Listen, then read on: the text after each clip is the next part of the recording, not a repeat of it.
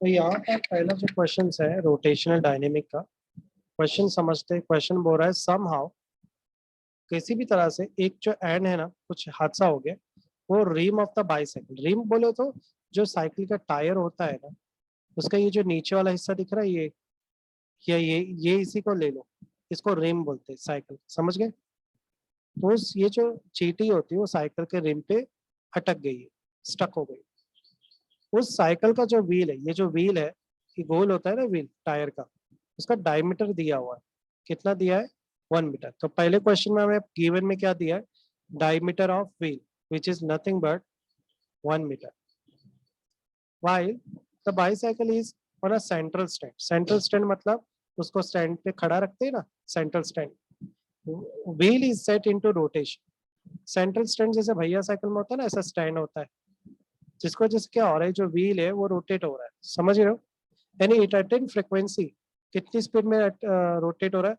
हर वो 10 सेकंड में 2 revolution per second complete कर रहा है। ये जो फ्रिक्वेंसी है, फ्रिक्वेंसी को हम लोग किससे रिप्रेजेंट करते हैं? एन। कितना है? 2 रेवोल्यूशन पर सेकंड। क्लियर है? आगे लिखा हुआ है विथ यूनिफॉर्म एंगुलर एक्सीलरेशन। यानी एंगुलर एक्सीलरेशन कैसे है? यूनिफॉर्म है, कांस्टेंट है।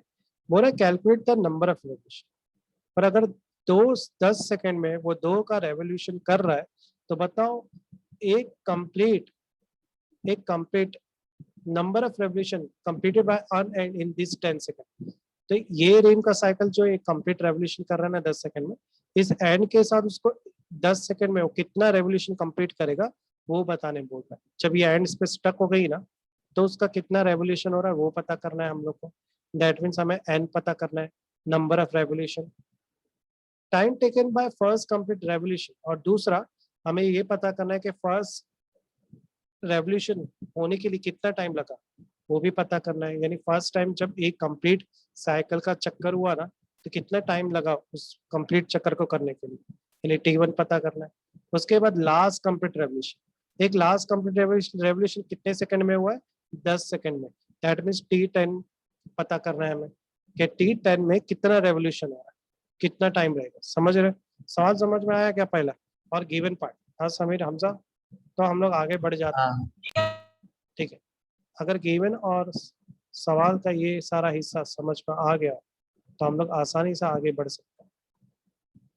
अभी हम लोग क्या करते हैं, हमें ये पता करना है, फिर ये 3 चीजें पता करना। इसे पता करने से पहले हमें कुछ वैल्यूज चाहिए। पहले हम लोग अल्फा का फॉर्मूला यूज करें। अल्फा क्या है?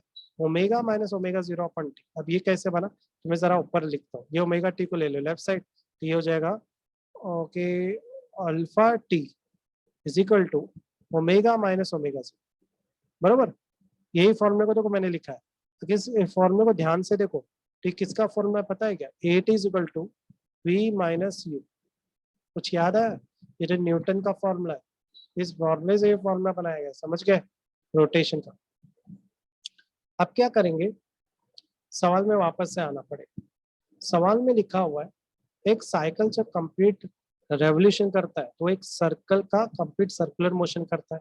एक सर्कल अगर घूम रहा है, जैसे मान लो एक चीज यहाँ से घूम रही है और एक कंप्लीट सर्कुलर मोशन करती है ना, तो कितने डिग्री का एंगल बनाती है? 360 डिग्री का एंगल बनाती है। सही है कि नहीं है? एक कंप्लीट रेवोल्यूशन 360 डिग्री का होता है ना, एक कंप्लीट सर्कल। तो एक रेवोल्यूशन पाई होता है। दो थीटा क्या होगा? 2 पाई होगा। 3 थीटा क्या होगा? 3 पाई होगा। और n थीटा क्या होगा? 2 पाई n होगा। सही बात है कि नहीं? N theta number of revolution कितना होगा? 2 पाई n। तो अभी ये अपने को मिला नंबर ऑफ रेवोल्यूशन की वैल्यू। अब आते हैं, मान लेते हैं कि शुरुआत में जब साइकिल घूमना शुरू नहीं हुई थी, तब उसकी वेलोसिटी, एंगुलर वेलोसिटी 0 थी। जब साइकिल घूमना शुरू हो गई तो उसकी एंगुलर वेलोसिटी क्या रहेगी? 2 पाई n रहेगी। यहाँ पर जो n है, n नंबर मतलब कितना रेवोल्यूशन? 2। मैं इस n की जगह क्या ले लूंगा? 2। देखो ऊपर ही लिखा हुआ है 2, बरोबर ना, इसलिए मैंने n की जगह 2 ले ली। ये हो जाएगा 2 पाई इंटू 2। कितना हो गया? तो फाइनल वेलोसिटी की वैल्यू क्या आ रही है? ओमेगा। समझ में आया यहाँ तक गिवन पार्ट में? नहीं सर, नहीं समझेगा। चलो ऑनेस्टली बात तो किए, मुझे लगा ही रहा कि डाउट आएगा। अभी मैं क्या कर रहा हूँ यहाँ पे ओमेगा की वैल्यू भी फाइंड आउट कर रहा हूँ, ओमेगा 0 और क्यों, क्योंकि अपने फॉर्मूले में है ना, तो मेरे को यहाँ पे वैल्यू पुट कर। पहला चीज, ओमेगा का फॉर्मूला क्या है, 2πn। अगर इनिशियल वेलोसिटी, शुरुआत में साइकिल का टायर घूम नहीं रहा था, तो इनिशियल वेलोसिटी क्या हो जाएगी 0, फाइनल वेलोसिटी में वो घूम रहा है 10 सेकेंड में कितना घूम रहा है, 2 रेवोल्यूशन की स्पीड में घूम रहा है, बरोबर यही बोला गया है ना। तो फाइनल वेलोसिटी क्या रहेगी 2πn, करेक्ट। ये 2πn कहाँ से आया, तो एक्चुअली ये फॉर्मूला है, क्या है ये फॉर्मूला है, ओमेगा का फॉर्मूला क्या है 2πn, याद रखो। जिसमें से n की वैल्यू अपने पास है, कितनी है n की वैल्यू 2, तो 2π इंटू 2 क्या हो जाएगा 4π, समझ में आया। ये 11वीं में पढ़ चुके हैं formula, omega is equal to 2π, ठीक है। तो ओमेगा की वैल्यू मिल गई, अब मैं वैल्यू पुट करूंगा, ओमेगा की जगह मैंने क्या लिखा 4π, और ओमेगा 0 की जगह 0, 4π अपन टाइम क्या हो जाएगा 0.4π, समझा ये वाला पार्ट। हाँ अब नीचे देखो एक फॉर्मूला है, ये फॉर्मूला ना एक्चुअली लीनियर से बना है, एस थीटा एक्चुअली एस है, ओमेगा क्या होता है यू हाफ, ए क्या होता है अल्फा, एक सॉरी अल्फा क्या हो जाएगा ए।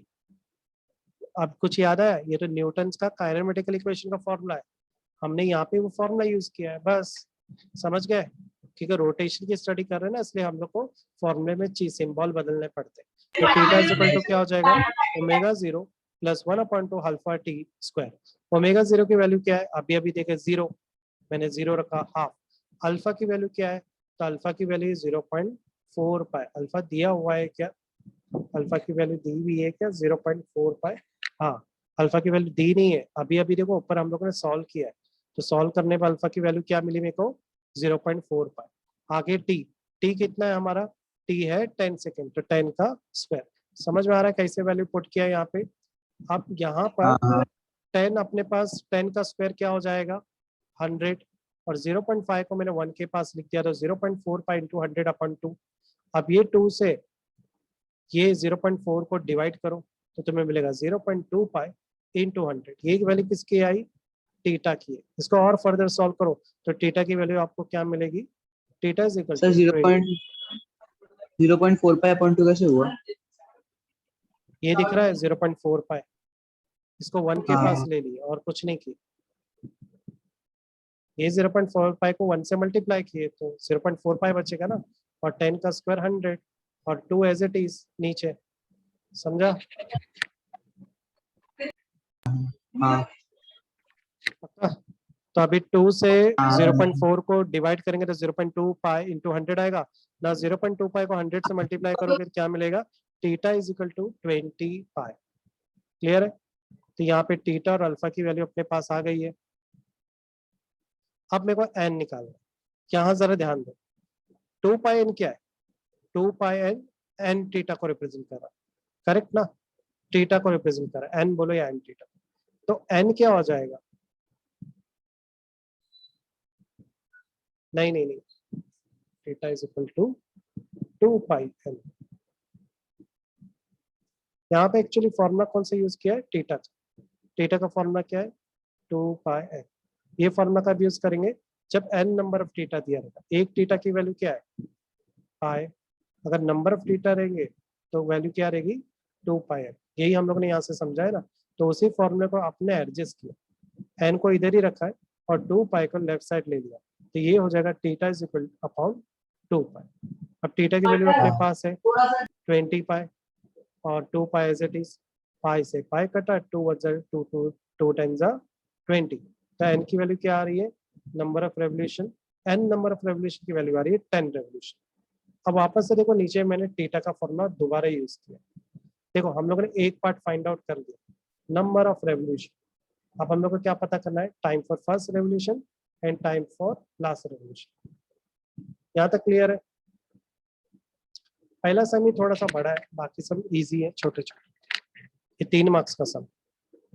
आगे की स्टेप पर बढ़े, चलो आगे की स्टेप पर बढ़े ना। वापस से मैंने फॉर्मूला यूज किया s is equal to u t plus half a t square, ये न्यूटन का फॉर्मूला यूज किया है, जिसको हमने रोटेशन के फॉर्म में लिखा है, theta is equal to omega 0 t plus half a t square. Theta की वैल्यू क्या है, थीटा का फॉर्मूला हमें पता है 2πn1, 1 पे 1 क्यों लिखा है, डिफरेंशिएट करने के लिए कि ये फर्स्ट रेवोल्यूशन यानी फर्स्ट रेवोल्यूशन का n है, समझ गए। ओमेगा 0 हमें पता है, ओमेगा 0 की वैल्यू क्या है 0, तो पूरा भाग 0 हो जाएगा। अल्फा की वैल्यू हमें पता है और टी को हम लोग t1 लेंगे।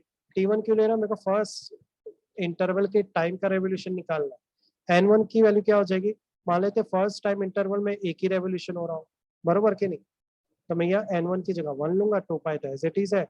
टाइम की जगह पर टाइम तो पता करना है, अल्फा की वैल्यू पता है अपने को, अल्फा की वैल्यू क्या आ रही थी अपने को 4 पाई। रीअरेंज करो इसको, रीअरेंज करने पर आपको टाइम की वैल्यू मिलेगी √10 सेकेंड। ये जो नीचे कैलकुलेशन किया है ना, हाँ बोलो। फिर 2 पाई इंटू 1 हाँ समझ गया। 1 तो नंबर ऑफ रेवोल्यूशन बता रहा है, एक रेवोल्यूशन में हाँ एक ही बार घूमेगा ना, बरोबर। हाँ 2 रेवोल्यूशन 2 बार, वही है। सिमिलरली 90 रेवोल्यूशन कैसे निकालेंगे, n9 क्या होगा 9 होगा, तो T1 सेम था फॉर्मूला ना, अप्लाई करेंगे वापस से, T1 तो आपने को 9 रेवोल्यूशन की भी वैल्यू मिल जाएगी। कितनी आ रही है 90। कैसे पता किया, सेम मेथड से, सेम फॉर्मूला यूज करेंगे। सिर्फ फॉर्मूले में क्या करेंगे, अपने को n9 रेवोल्यूशन का चाहिए, बरोबर, तो मैं यहाँ पे 2 पाई सर यहाँ से n9 बताओ ना लिखूंगा सर। और ये n9। सर हाँ बोलो। T21 से बताओ ना, ये 2 pi into 2 upon alpha, 2 pi into 2 upon alpha से निकलता। अच्छा ये पूरा सॉल्व यहाँ करने से का पूछ रहे हो, इसमें क्या किया है, ये हाँ t को इधर ही रहने दो, अल्फा और 2 को लेफ्ट साइड ले लो, ये 2 ऊपर आ जाएगा और ये अल्फा नीचे चला जाएगा, तो ये हो जाएगा 2 pi into 2 upon alpha.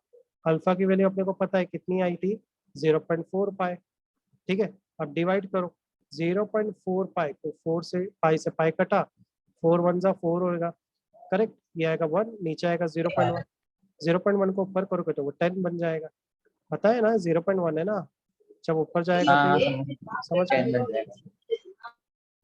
Similarly 9 revolution भी बिल्कुल ऊपर के तरीके से निकालेंगे, सेम फॉर्मूला यूज करेंगे, सिर्फ यहाँ पे 9 लिखेंगे और वैल्यू पुट करने पे आपको फाइनल आंसर क्या मिलेगा 90 मिलेगा, ठीक है। और फाइनल डायरेक्ट फाइनल आंसर आएगा 9.4868 सेकंड, समझ गए। सेम हाँ मेथड से करना, इसलिए मैंने देखो पूरा स्टेप नहीं बताया। आगे बढ़ते हैं, मुझे अब पता करना है लास्ट टर्म का रेवोल्यूशन का, तो टाइम फॉर लास्ट रेवोल्यूशन कैसे निकालेंगे, लास्ट रेवोल्यूशन कैसे निकालेंगे, बिल्कुल आसान है। टोटल टाइम क्या है, टोटल रेवोल्यूशन 10, उसको सेकंड लास्ट टर्म से माइनस करेंगे, समझ गए। सेकंड लास्ट टर्म से माइनस करेंगे तो हमें लास्ट टर्म का टाइम का रेवोल्यूशन मिलेगा, तो 10 को माइनस करेंगे t9 से, t9 की वैल्यू क्या है 9.4868, कितना आएगा आंसर 0.5132, ये आया अपना लास्ट रेवोल्यूशन का टाइम। तो ये काफी बड़ा सम था, स्टेप थे, थोड़ा प्रैक्टिस लगेंगे इसके अंदर। क्लियर है सम पहला वाला, तो हम लोग सेकंड सम पे पढ़ते हैं, क्वेश्चन नंबर 2। सर एक मिनट लास्ट स्टेप दिखाओ ना वो लास्ट हाँ स्टेप। देख लो जरा, बेटर स्क्रीनशॉट ले लो ताकि फटाफट काम हाँ हो, हो गया क्योंकि टाइम ज्यादा लग जाएगा। नेक्स्ट क्वेश्चन में क्या बोल रहा है, coefficient of static friction between a coin and gramophone, gramophone इसको बोलते हैं, और ये जो बीच में है ना, ये कॉइन की बात, ये कॉइन की बात, ऐसा कॉइन कुछ होगा जिसपे सीडी रखते हैं और ये ऊपर से ना एक नीडल रहती है, वो नीडल्स पे घिसती है, घिसने पे क्या होगा फ्रिक्शन होगा और उस फ्रिक्शन से गाना बजता है इसमें ग्रामोफोन में।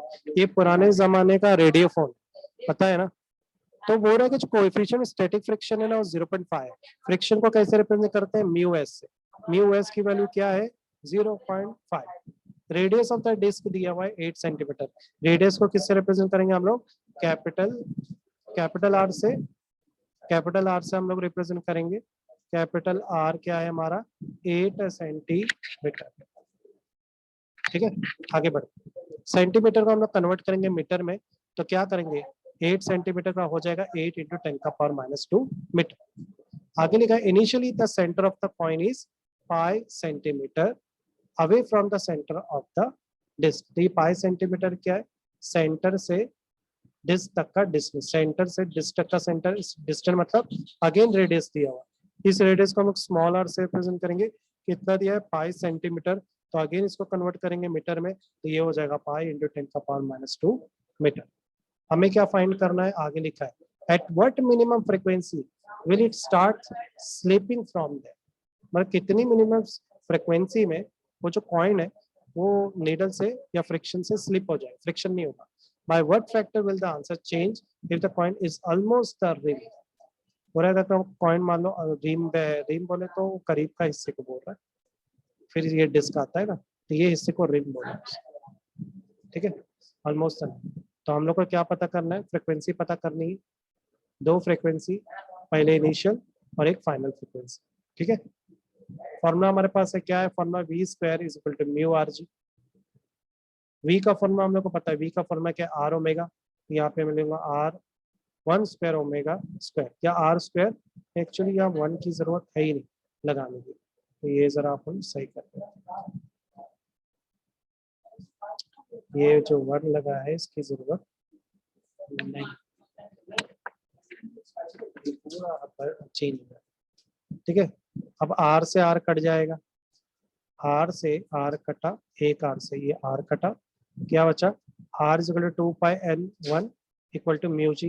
नेक्स्ट क्या करेंगे, ये स्क्वायर से इसको पूरा स्क्वायर करो, तो ये हो जाएगा 4r1 pi square n1 square is equal to mu g. Rearrange करो क्योंकि हमें तो फ्रिक्वेंसी चाहिए, तो n1 को इधर रहने तो बाकी सबको राइट ले लो, तो ये हो जाएगा n1 square is equal to mu g upon 4r1 pi square. Mu g की वैल्यू क्या है 0.45 और जी की वैल्यू क्या है हमारे पास, जी की वैल्यू है पाई स्क्वायर।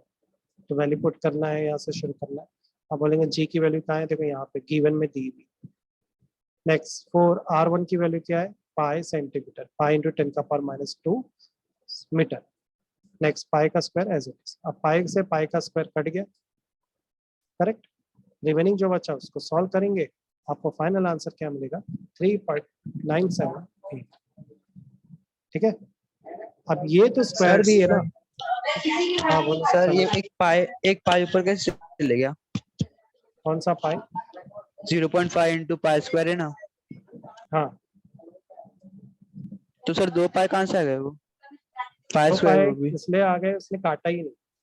ये जो राइट में जो स्टेप है ना, उसने बोला मैं पाई नहीं काटूंगा, पहले मैं नॉर्मल सॉल्व।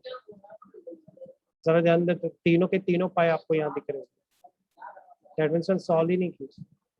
इसने क्या किया, सबसे पहले सर बट एक ही 10 का पाई पावर, स्क्वायर है ना। ये 10 का पावर -2 दिख रहा है आपको, अगर मैं 10 के पावर हाँ -2 को ऊपर लेता हूँ तो 10 का पावर +2 हो जाएगा, 10 का पावर +2 मतलब 100 होगा, हाँ बरोबर। बाकी उसने कुछ नहीं किया, ऐसे ही एडजस्ट किया, उसके बाद पाई पाई स्क्वायर काट दिया, तो जारी बात है क्या बचेगा नहीं सर, फिर। नहीं सर, हम्म? ये म्यू है ना 4r1 पाई 2 पाई स्क्वायर सॉरी। हाँ हाँ, तो ये इधर R1 एक ही पाई है ना, इधर इधर तो एक एक ही ही पाई है पाई ना। है, हाँ, पर म्यू की वैल्यू क्या आ रही है अपने को, म्यू की वैल्यू क्या है 0.5, और जी की वैल्यू क्या है, जी की वैल्यू हाँ है पाई स्क्वायर, हाँ हाँ ठीक है। R1 की वैल्यू क्या है, पाई इंटू 10 का पावर -2, समझ रहे हो ना, वैल्यू की वजह से ये सब पाई आ गए, समझे, हाँ समझ में हाँ। आया। सॉल्व करने पे तुम लोग का आंसर क्या आएगा, 3.978।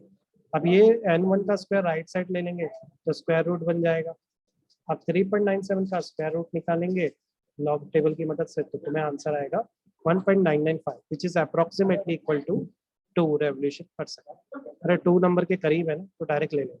तो ये तो अपने को n1 मिला, अब अपने को क्या निकालने का है, final frequency n2। Again same formula, v square is equal to mu r जी।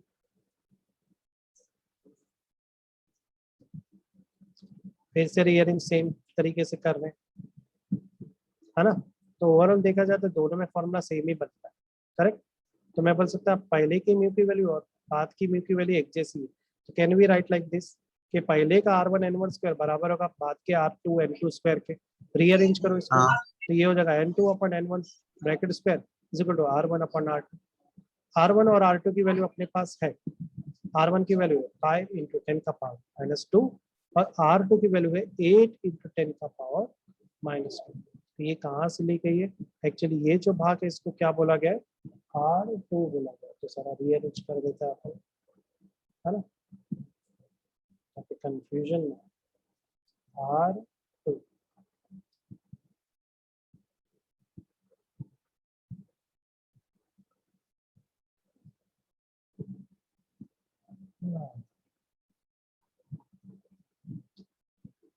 ठीक है, R2 कैपिटल R नहीं, एक्चुअली R2 की वैल्यू देखो ना, यहाँ पे R1 और R2 दोनों की वैल्यू डाला है, तो दोनों की वैल्यू यहाँ पे दिख रही है। सॉल्व करने में आपको क्या मिलेगा, π/8, करेक्ट। उसके बाद अपने पास एक n की वैल्यू है, अपने पास कौन सी वाली, n1 की वैल्यू है ना, कितनी है, 2 रेवोल्यूशन। तो वो सर आवाज क्लियर नहीं आ रही है। अभी आ रही है आवाज क्लियर। हाँ, π/2 को फर्दर सॉल्व करेंगे तो पाई क्या होता है, 3.14/8, तो आपको डिवाइड करने पे क्या मिलेगा, 0.3928, करेक्ट। नीचे देखो 3.3928 की जगह 25 लिखा है, तो करेक्शन है। सर ये pi R1 is equals to pi upon pi into 10 raise to -2 कहाँ से आया R1 में? ये तो वैल्यू पुट की है ना, पर अपने पास गिवन में है R1 की सर वो वैल्यू R2 है π/10⁻², और R2 की वैल्यू है हाँ 8 × 10⁻², वो वैल्यू हाँ। पुट की है। 10⁻² कट गया, π/8 बचा, पाई मतलब 3.14, सॉल्व करने पे आएगा 0.392। अब इसके बाद ये जो स्क्वायर उसको राइट साइड ले लिया, तो n2/n1 मिलेगा square root of 0.3928, square root निकालेंगे तो क्या आएगा, 0.626 है। ये सब तुमको लॉग टेबल से करना पड़ेगा, ठीक है। तो प्रैक्टिस है, जितना प्रैक्टिस करोगे उतना अच्छा। समझ गए ये वाला किस तरह से सम करना। नेक्स्ट सम हाँ। की तरफ पढ़ते हैं। Part of racing track, part of racing track to be design for curvature. Curvature का मतलब तो मैंने लिखा है कर्व रोड, मतलब ये साइड से ना ऐसी बैंड रोड है, ऐसे बैंड। इंक्लाइन है सर, इंक्लाइन। हाँ इंक्लाइन, कितनी इंक्लाइन है पार्ट से, 72 मीटर। तो ये जो इधर से सेंटर से यहाँ तक का जो डिस्टेंस वो क्या है, रेडियस है 72 मीटर। आगे लिखा है we are not recommending the vehicle to drive faster than 216 kilometre, that means ये वी दिया हुआ है किलोमीटर पर आवर, तो क्या करना है, किलोमीटर पर आवर से मीटर पर सेकंड में कन्वर्ट करना है, तो एकदम आसान, 5/18 से मल्टीप्लाई कर दो तो आपको कितना आंसर मिलेगा, 60 मीटर पर सेकंड। ठीक है, सॉल्व करोगे ये आएगा answer. What should be the road be title and what height will be the outer edge with respect to inner edge of the track, 10 metre wide। तो वाइड मतलब length दी हुई है, ठीक है, और जी की वैल्यू गिवन रहती है, वो दिखाया नहीं है पर गिवन है। दूसरा क्या हो रहा है कि हम लोग को ये बताओ कि कितना एंगल बना रही है, रोड को एंगल कितना देना है, आउटर एज का मतलब कितनी हाइट उठानी है साइड से। समझ गए, एज यही है ना, कॉर्नर को बोलते हैं ना, कॉर्नर से हम कितनी रोड को उठाए और बीच में से कितने का एंगल बना तो गाड़ी स्किट नहीं करे, ठीक है। तो एंगल पता करना है, तो एंगल का फॉर्मूला हमें पता है, tan θ = v²/rg। v की वैल्यू v भी है मेरे पास, r भी है, g भी है, वैल्यू पुट करो, सॉल्व करो, you are getting your answer 5। ठीक है, तो ये 10 को राइट साइड लेंगे तो ये tan इनवर्स बन जाएगा। tan इनवर्स y की वैल्यू क्या है, 78.69 डिग्री। नेक्स्ट अपने को क्या फाइंड आउट करने का है, नेक्स्ट फाइंड करना है हाइट। मैं जैसे कि ये tan हाँ? इनवर्स -1, tan अरे, इनवर्स tan -1 थीटा की वैल्यू मेरे पास क्या आई, पाई आई, तो मैंने क्या किया, 10 को राइट साइड लिया तो वो बन जाएगा 1/10। 1/10 का मतलब होता है tan इनवर्स। समझ गए ना।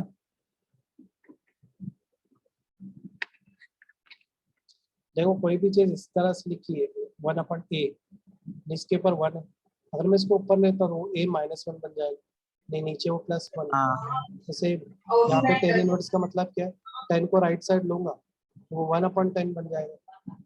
इस 1/10 को ऊपर मेरे को दिखाना है तो मुझे कैसे दिखाना पड़ेगा, 10 का power -1 which is called tan inverse. समझ में आया हमजा, समीर? सर ये पाई से कैसे हाँ, सर। मतलब सॉल्व कैसे करेंगे इसको? इसको पाई tan इनवर्स 1 ब्रैकेट लॉग पाई रहता है, ये सब आपको लॉग टेबल में मिलेगा। नेचुरल टेंजेंट में जाओ, उधर पे आप देखो, एक नवनीत की लॉगरिथम टेबल की बुक बाय कर लेनी। समझ गए, बिना लॉगरिथम के तो भूल जाओ तुम लोग कर पाओ। समझ गए, हाँ। इसी वजह से मैंने पहले ही बोल दिया था कि वो पार्ट नहीं बताऊं, और मेरे पास भी यहाँ लॉग टेबल नहीं है कंप्यूटर में।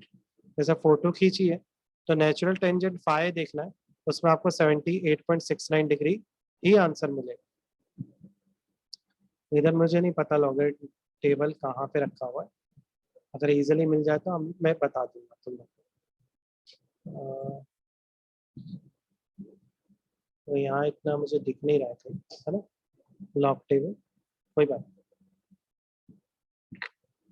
चलो नेक्स्ट क्वेश्चन पे बढ़े। हाँ ये क्वेश्चन में नेक्स्ट पार्ट पे बाकी है ना, अपन को एज की हाइट भी निकालनी। अगर एज की हाइट लगानी तो यहाँ पे राइट एंगल ट्रायंगल बन रहा है, करेक्ट ना, ये थीटा है, तो उस बेस पे साइन थीटा का फॉर्मूला क्या रहेगा, साइन थीटा का अपोजिट, अपोजिट में क्या है, और अपोजिट अपन हाइपोटेनस क्या है, हाइपोटेनस आपकी लेंथ है, लेंथ को लेफ्ट साइड लो तो एच क्या मिलेगा, h equal to l sine theta, l की वैल्यू मेरे को पता है 10 है, और साइन थीटा की वैल्यू है 78.69 डिग्री, साइन 78.69 डिग्री निकालोगे तो इसकी वैल्यू आएगी 0.9806, इसको मल्टीप्लाई करो इससे तो आपको एच की वैल्यू मिलेगी 9.806। समझा, कोई डाउट, क्लियर है? सर एल को साइन के साथ लिए फिर क्या होगा? एल हाँ? साइन थीटा के बाद क्या? एल साइन थीटा के बाद क्या होगा? एल साइन थीटा के बाद 78.69 डिग्री वैल्यू है ना थीटा की, जो ऊपर हमारे पास है वो वैल्यू पुट की, सर 10 साइन कहाँ से आएगा? फिर साइन 10 साइन कहाँ से है, मतलब एल साइन थीटा कैसा है, इधर पे ट्रिग्नोमेट्री का इस्तेमाल किया, 10 साइन 10 10 थीटा यहाँ है, ये वाला स्टेप क्लियर है, ये वाला सर स्टेप नहीं 1010 1010 1010, अच्छा ये एल की वैल्यू है, एल की वैल्यू दी हुई है ना, देखो ना यार लिखी है, गिवन में दिया हुआ है, ठीक है। हाँ सर। सॉल्व करने पे आप लोग को वैल्यू है 9.806, ठीक। इसका भी नेचुरल साइन में जाएंगे, टेबल एक दिन लाओगे ना, मैं अच्छे से आप लोगों को सिखा दूंगा कैसे करते हैं, ठीक है। अभी कंसिडर करके चलें। अब देखो लिखा है the road in the question 3, मतलब क्वेश्चन नंबर 3 को ही कंटिन्यू करते हुए क्वेश्चन नंबर 4 बनाया गया, समझ गए। और क्वेश्चन नंबर 3 का ही सवाल ले लो, उसके अंदर कंस्ट्रक्टेड पर रिक्वायरमेंट रोड को बनाया गया, उसकी जो स्टैटिक फ्रिक्शन है between tyre of a vehicle is 0.8, 0.8 क्या है, म्यू है स्टैटिक फ्रिक्शन। आगे लगा will be there any lower speed, पर कोई लोअर स्पीड है क्या, यानी वी मिनिमम पता करने बोल रहा है वो, by how much the upper speed limit exist in this case. बहुत आसान है, हम लोग वी मिनिमम पता करना है, उससे हमें अंदाजा मिल जाएगा कि अपर स्पीड कितनी होनी चाहिए, समझ गए कैसे। मान लो अगर आप अपने को 50 आती है तो अपर स्पीड बोले तो इतनी मिनिमम स्पीड में आप घुमा सकते हो, इससे ज्यादा की लिमिट नीचे को लिखा है speed is not more than 216 kilometre, तो ये जो 216 किलोमीटर देखो ऊपर दी है, तो यहाँ लिखा है कि we are not recommending the vehicle to drive faster than 216 kilometre.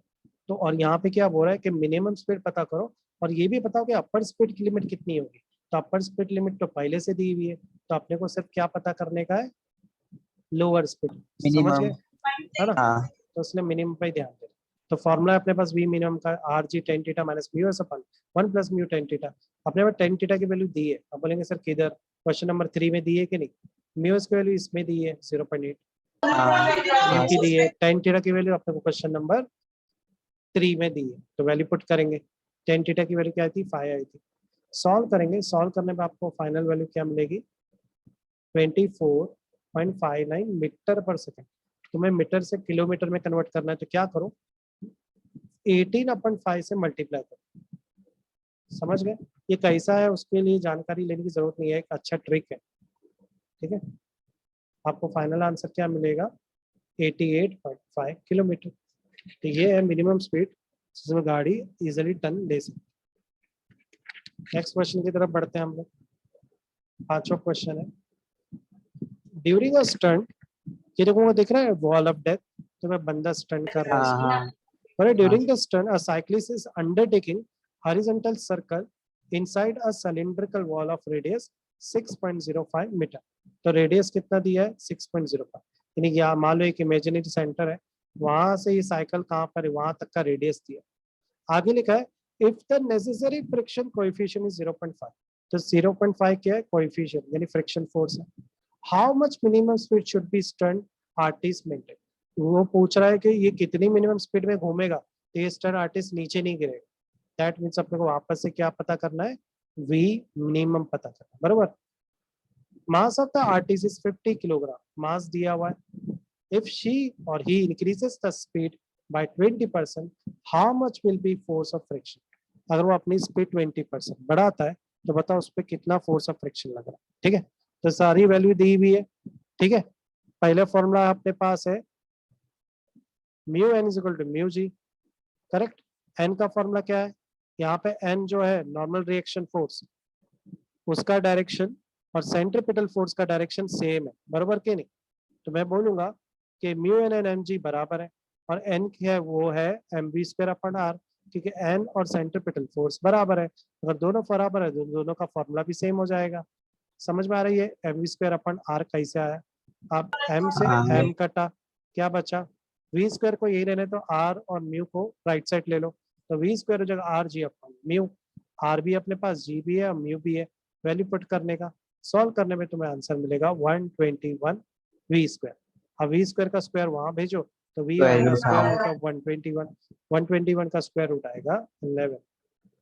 तो ये मिला मुझे मिनिमम स्पीड जिसमें ये साइक्लिक स्पीड पर्सन वॉल में गिरेगा। आप फोर्स ऑफ फ्रिक्शन भी पता करना है, लिखा है ना आगे कितना फ्रिक्शन हो रहा है।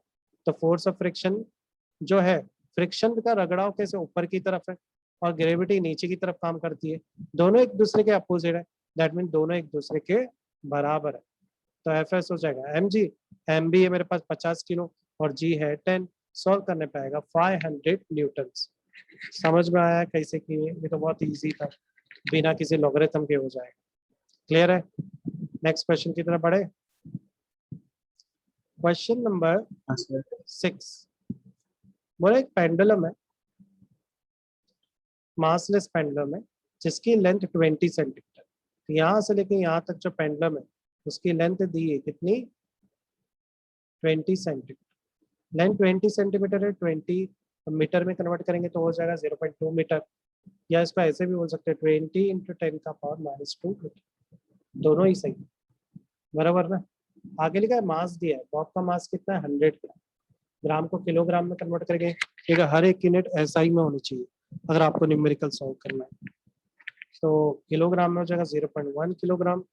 नेक्स्ट आगे setup in a conical it is a Bob need perform 75 revolution पर मिनट। ये रेवोल्यूशन क्या होती है फ्रीक्वेंसी, तो रेवोल्यूशन पर मिनट है तो इसको रेवोल्यूशन पर सेकंड में कन्वर्ट करना पड़ेगा, तो 75 को डिवाइड बाय 60 करो तो आपको मिलेगा 5/4 revolution per second. Calculate kinetic energy, that means k dot E and increase in gravitational potential energy, that is gravitational P dot E। पहले हम लोग कुछ वैल्यूज फाइंड आउट करते हैं, जैसे यहाँ पे मैं cos थीटा का फॉर्मूला अप्लाई करता हूँ, तो cos थीटा क्या होता है adjacent h/l, correct hypotenuse. cos theta की वैल्यू क्या है अपने पास 0.8 दी, कैसे पता, देखो यहाँ लिखा है ब्रैकेट में, ये ऑलरेडी गिवन वैल्यू, ठीक है मेरे को cos थीटा की वैल्यू पता है, तो मेरा h/l क्या हो जाएगा 0.8। अब मैं क्या करूँगा, इस l को cos थीटा के साइड लूंगा तो h हो जाएगा l cos थीटा, पर cos थीटा की वैल्यू क्या है 0.8 और l की वैल्यू क्या है, अच्छा तो लगाई तो कंफ्यूज। इधर क्या बोल रहा है कि cos theta is equal to क्या है h/l, तो l को लेफ्ट साइड ले लो तो h हो जाएगा l cos थीटा, समझाइए। L की वैल्यू कितनी है 0.2 और cos थीटा की वैल्यू क्या क्या हाँ L को cos थीटा की तरफ लेंगे तो हो जाएगा हाँ फिजूल का स्टेप दिखाया है, L cos, हाँ समझ में आया ना अभी। नहीं सर नहीं समझ cos थीटा समझा h/l, हाँ तो L को लेफ्ट साइड ले लो तो h हो जाएगा L cos थीटा, L की वैल्यू है 0.2, cos थीटा की वैल्यू है 0.8, सॉल्व करेंगे तो 60 मीटर आएगा। मैंने यहाँ पे कुछ एक्स्ट्रा स्टेप दिखाया, कंफ्यूजन मत करो, आंसर तो सेम ही आ रहा है ना। 0.16 ना, हाँ 0.16 है, 0.16 मीटर, करेक्ट। नहीं समझ क्या डाउट है वो बताना पड़ेगा तुम्हें, कौन से स्टेप्स नहीं आए वो भी बताना पड़ेगा। देखो सर यही यहाँ पे आपको दिख रहा है ये वाला स्टेप, हाँ इसके बाद यहाँ पे एक गलती की है 0.8 एक्चुअली इसकी वैल्यू, इसकी है ये, इसके नीचे लिखना चाहिए बरोबर ना, तो हाँ। एक्चुअली यहाँ पे वही गड़बड़ की वजह से ना तुम लोग को डाउट है। ये जो फालतू का स्टेप है ना, ये हटा दो। चलिए, ये दिखाना ही नहीं चाहिए था 0 पॉइंट, करेक्ट। अब समझ में आ रहा है?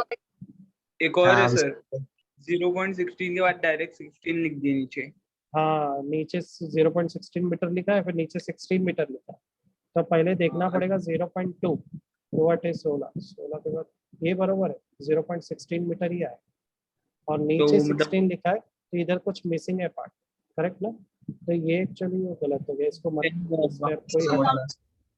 अब ठीक है, हाँ सर अभी ठीक है। अभी क्लियर है ना? हाँ हाँ अब नीचे पढ़, इसमें पाइथागोरस थ्योरम लगा सकते कि नहीं? क्या हाँ हो जाएगा sir, Pythagoras? Pythagoras theorem base बोलता है सर हाइपोटेनस का दो side hypotenuse L square is equal to R square plus H square. H square को राइट साइड ले लो तो आर स्क्वायर हो जाएगा L square minus H square. L square की हाँ वैल्यू क्या है जरा ऊपर ढूंढो, 0.2। एच स्क्वायर की वैल्यू क्या है अभी भी पता किए, 0.16 होल स्क्वायर, करेक्ट।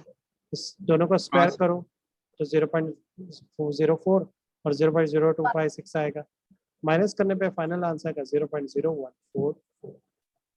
ये तुमको मिला आर स्क्वायर की वैल्यू। अब स्क्वायर को राइट हाँ करेंगे तो स्क्वायर रूट होएगा, स्क्वायर रूट की वैल्यू आएगी 0.12 मीटर। 0.12 मीटर का अगर सेंटीमीटर करो तो वो होगा 12 सेंटीमीटर। समझ में आया? ये तो मिलेगा तो हाँ आर की सर वैल्यू। अभी भी आप मेन जगह पे है ही नहीं, अपने को क्या चाहिए, काइनेटिक एनर्जी एंड पोटेंशियल। तो ये आपने इतनी मेहनत क्यों की, उसका रीजन है मैं देखो। काइनेटिक एनर्जी का फॉर्मूला क्या है, हाफ एम वी स्क्वायर। क्या अपने पास एम है क्या? हाँ, मास ऑफ द बॉब दिया है, वी है क्या? पर मेरे को वी का फॉर्मूला पता है, V is equal to R omega square, correct ना। तो वी पे स्क्वायर है तो ये हो जाएगा R, sorry R omega, R square omega हाँ स्क्वायर, सर, करेक्ट। अगर मैं स्क्वायर ब्रैकेट कॉमन लग ले लिए। अगर ब्रैकेट लगा तो ये हो जाएगा आर ओमेगा होल स्क्वायर। अब ओमेगा का फॉर्मूला भी हमें पता है, ओमेगा का फॉर्मूला क्या है, 2 पाई एन, तो 2 पाई एन होल स्क्वायर हो जाएगा, आर को बाहर लिया तो आर स्क्वायर बन जाएगा। अब इस पे स्क्वायर अप्लाई करोगे तो हो जाएगा 4 pi square N square. Next क्या करोगे, 2 से 2 टू जा 4 कटा तो ये मिलेगा 2 हाँ M R square pi square N square. अब वैल्यू पुट करोगे तो एम की वैल्यू है मेरे पास, आर की वैल्यू भी है मेरे पास, पाई की जो वैल्यू है वो दी हुई है क्वेश्चन में 10, एन की वैल्यू है 5/4। 4 स्क्वायर सारी वैल्यू पुट करेंगे, सॉल्व करेंगे तो आपको अपना आंसर मिलेगा। देखो यहाँ पर 0 आपको एन की वैल्यू दिख रही है, सारी वैल्यू दी हुई है, ठीक है। हाँ 0.05 सर, जूल में आंसर आ रहा है। नेक्स्ट क्या फाइंड आउट करना है, लेस देन 1 मिनट बचा है। ग्रेविटेशनल पोटेंशियल एनर्जी वो क्या रहेगा, mg delta G. H. Delta H actually दो डिस्टेंस को बता रहा है, करेक्ट, दो रेडियस को बता रहा है, r2 माइनस r1, इसको ऐसा भी बोल सकते हैं। हाँ हाँ एक्चुअली ये दो की यानी कि वैल्यू है, एक्चुअली ये ना डेल्टा एच एक्चुअली दो की वैल्यू 0.2 और 0.16, तो दोनों का ऐसा लिखो, डेल्टा एच क्या है, एल और एच की वैल्यू को बता, ठीक है। 0.2 माइनस 0.16 को मल्टीप्लाई करेंगे तो आपका आंसर आएगा 0.04 जूल। यहाँ पे खत्म हो गया अपना ये वाला भी सब, ठीक है। कोई डाउट है यहाँ तक, क्लियर है सर वो सब? Delta P is equal to something. ये तो पोटेंशियल एनर्जी का फॉर्मूला है और कुछ नहीं। हाँ सर ये 0.20 है ना?